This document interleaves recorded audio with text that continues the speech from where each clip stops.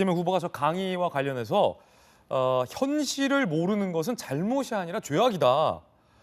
부동산 정책과 관련돼서 현 정부를 강하게 비판을 했습니다. 들어보시죠.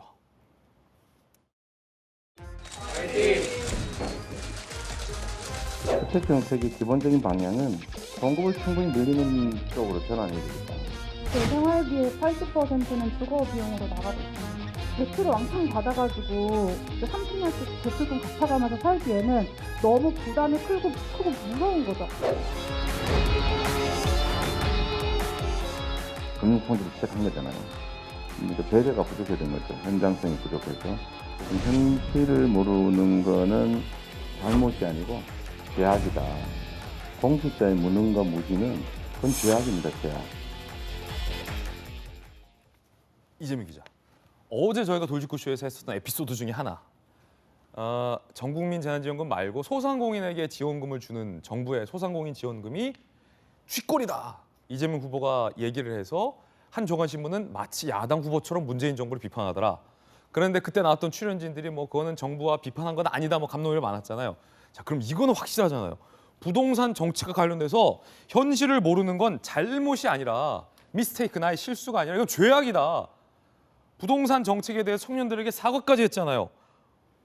이거는 문재인 정부 부동산 정책 비판한 거 아닙니까? 강하게? 명백하게 비판한 건데 사실 문재인 대통령도 명백하게 여러 차례 사과를 할 정도로 뭐 이 문제만큼은 문재인 정부도 사실은 반론의 여지가 별로 없는 거죠. 뭐 누가 보더라도 문재인 정부의 가장 큰 실정이 뭐 부동산 정책이고 이미 또 사실은 윤석열 후보 입장에서는 그 부동산 정책 실패를 고리로 해서 수도권 민심을 엮어내려고 하고 있고 그런 점에서 어떤 식으로든 뭐 저걸 뭐 비판하지 않고 갈 방법은 없는 거죠. 그럼 여기서 제가 진짜 드리고 싶은 질문. 이재명 후보의 생각이 궁금한 건데 부동산 정책과 관련해서 대통령도 사과했지만 여당의 강력한 후보로서 제가 사과합니다. 제가 집권하면 다르게 하겠습니다. 더 잘하겠습니다. 라는 뉘앙스가 아니라 현실을 모르는 건 잘못이 아니라 죄악이다. 죄악이다. 이런 표현은 뭔가 더 세잖아요. 잘못하고 실수하고 사과한 걸 넘어서서 당신 죄악이야. 범죄. 약간 이런 게 연상되기도 하고. 자, 이 전략은 뭘까요? 틀린 얘기가 아니죠. 정책 집행자들의 무능과 무지는 죄악이죠. 왜냐하면 그건 엄청나게 서민들에게 막대한 피해를 주기 때문에 실제 부동산 정책이 부동산 투기꾼들을 잡으려 했는지 모르겠지만 투기꾼과 무관하게 일반 서민조차도 집을 구할 수 없는 굉장한 큰 어려움을 겪게 만들었고 사실상 어떻게 보면 2030 세대의 희망을 앗아가 버리는 뭐 상상할 수 없는 결과를 가져와 버렸죠. 그런 점에서 뭐 죄악이다라는 건 틀림없는 사실인 것 같고 저는 이 점에서 근데 이재명 후보가 꼭 느껴야 할 게 이런 걸 생각합니다. 자, 문재인 정부의 부동산 정책 결국은 대출을 규제하고 세금을 강화하고 수요를 억제하는 정책을 폈습니다. 사실 이거는 노무현 정부 때 똑같이 폈던 정책을 다시 반복한 겁니다. 노무현 정부 때 실패한 정책을 똑같이 가져와서 또 실패를 했습니다. 왜 그런 거죠? 그거는 우리가 옳다는 이게 맞다라는 확신과 그것이 독선과 오만 속에서 벌어진 일입니다.